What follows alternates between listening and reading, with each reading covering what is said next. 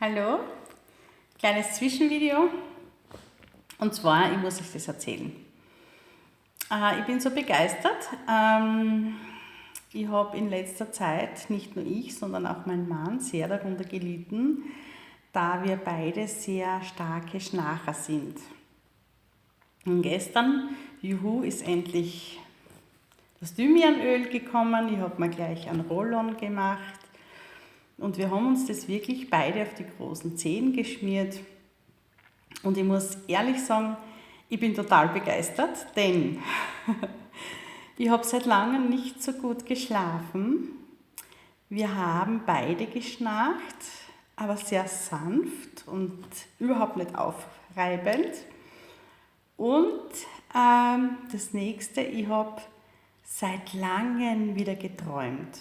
Wunderschön geträumt. Ich weiß zwar nicht mehr, was es war, aber es war richtig angenehm.